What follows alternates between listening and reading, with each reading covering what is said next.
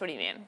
Of all the progressive items, yes. Millionaires tax increase? Well, I think funding progressive issues is a priority, and having a budget that's a value statement that puts forth funding for progressive issues is a top priority for me. And so revenue needs to be part of that conversation. And a millionaire's tax, which is a tax on every dollar made over $1 million of just 2 cents, so it's not net worth of $1 million, it's just people making over $1 million, is a good way to raise revenue. You know, we've had the Senate president here. We've had the Republican leader in the Assembly, John Bramnick, and others, business leaders said, you know what? Sounds easy enough.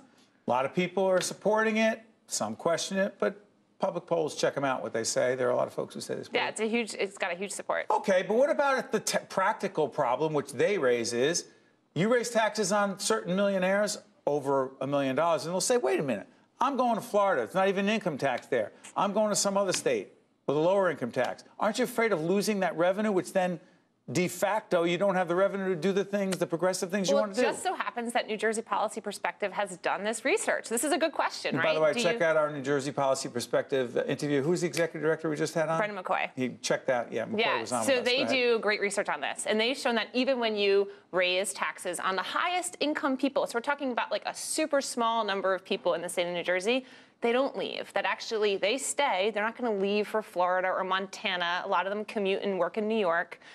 They don't leave. They stay, and they pay those taxes, and it's not a big deal. And you see a net gain in revenue, not a net loss. Why do you think it has been so difficult to pass a millionaire's tax in New Jersey with a Democratic governor, a Democratic Senate, and a Democratic state assembly? That is a great question for the legislature. Well, what do you think?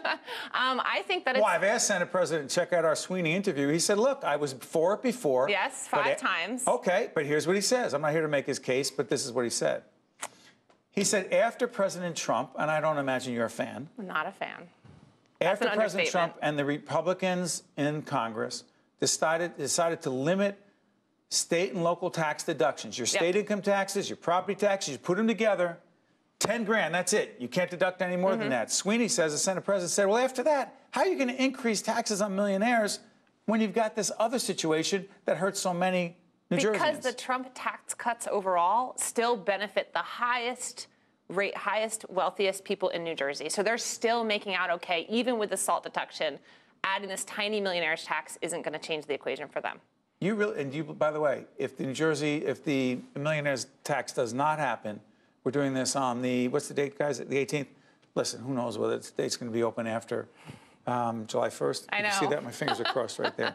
But the reality is, say the millionaire's tax is not in there, what happens? That is a good question. Then I think that there is, so you're saying the budget is signed and then there's no millionaire's tax? Well, yeah, because otherwise the government doesn't reopen and all kinds of bad things the happen. scenario has a signed budget with no millionaire's tax. Yes. So what that does is put New Jersey in a very precarious fiscal situation moving forward. One of the problems New Jersey has had is that we budget for 1 year at a time, and we don't have sustainable revenue. And sustainable revenue allows us to make our credit rating better, which was totally hammered under Christie.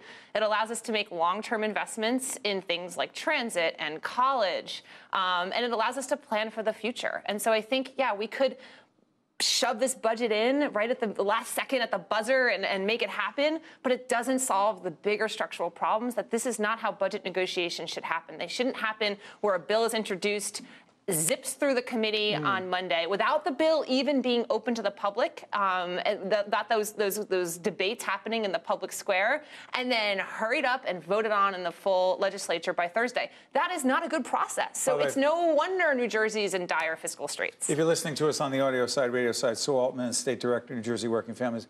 Question.